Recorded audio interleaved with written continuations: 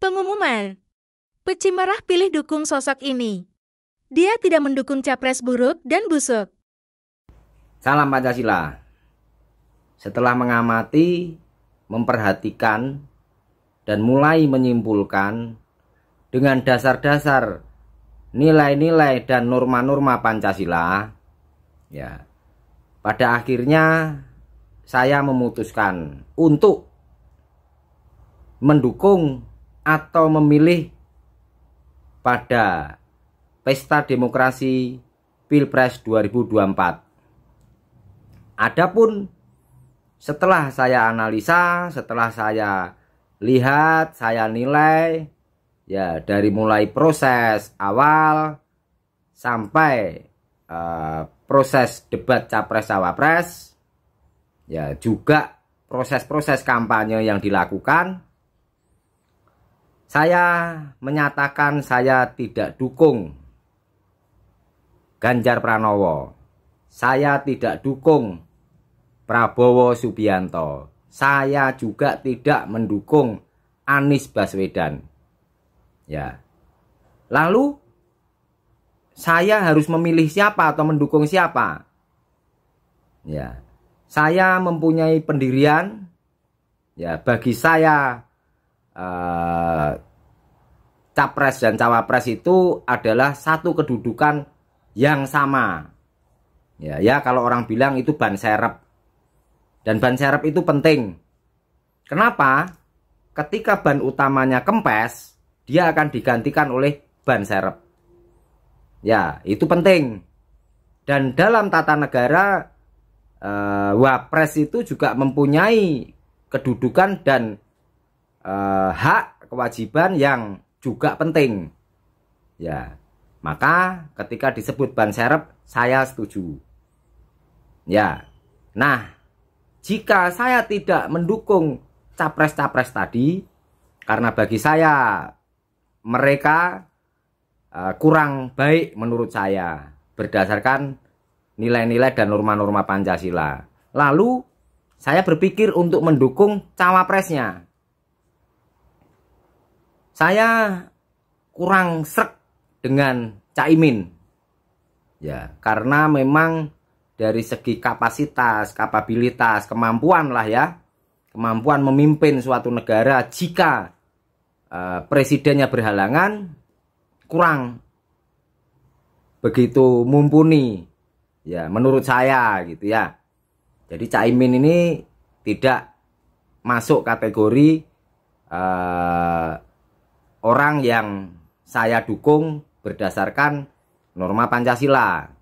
Ya. Lalu Gibran. Ya, walaupun bapaknya seorang presiden dan semua orang tahu jika presiden berhalangan lalu digantikan oleh ban serep yaitu wakil presiden, tentu saja apa yang dilakukan Gibran adalah apa yang menjadi pikiran bapaknya yaitu Jokowi yang saat ini presiden kan gitu. Ya, tetapi saya tidak bisa ya mendukung dengan menyetujui cara-cara meraihnya yang tidak konstitusional, justru merusak konstitusi. Ya nggak perlu dibahas lah ya, semua orang sudah tahu ya apa yang dirusak kan gitu. Mahkamah Konstitusi itu adalah lembaga paling tinggi bagi konstitusi negara gitu ya.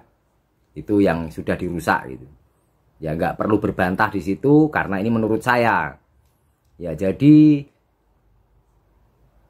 Gibran ini contoh buruk bagi generasi muda karena generasi muda bisa saja mencontoh nanti ketika menginginkan sesuatu dengan menghalalkan segala cara, melanggar segala aturan, dan ini saya tidak sepakat. Maka saya tidak akan memilih atau mendukung Gibran. Ya, dari segi etika tata krama juga walaupun maaf dan lain-lain tidaklah ya. Saya tidak setuju dengan hal-hal seperti itu. Lalu tinggal Prof Mahfud, ya, maka orang-orang yang masih baik di antara orang-orang buruk, ya tinggal Prof Mahfud. Ya. Kalau kita tarik ke belakang rekam jejak Prof Mahfud itu, beliau adalah orang yang soleh. Ya, latar belakangnya jelas. Ya, orang yang konsisten. Orang yang menepati janji, orang yang jujur dan blak-blakan, terbuka. Orang yang tidak punya rasa takut. Nah, dan orang yang taat hukum. Ya, maka dengan berat hati akhirnya saya memutuskan mendukung Prof Mahfud MD. Ya. Organisasi-organisasi lain silahkan mau mendukung siapa, tidak usah saling menyerang. Ya, ini hak pilihan saya dan saya akan menginstruksikan kepada jajaran di bawah saya, yaitu pengurus provinsi dan pengurus cabang kabupaten kota untuk mendukung dan memilih Prof Mahfud MD. Ya, karena beliau sangat layak untuk menjadi pemimpin. Ya, berdasarkan penilaian norma-norma Pancasila. Jadi demikian ya pengumuman saya yang sudah saya janjikan kepada netizen dan juga kepada para pendukung saya, ya para pengurus cabang, dukung Prof Mahfud MD. Merdeka!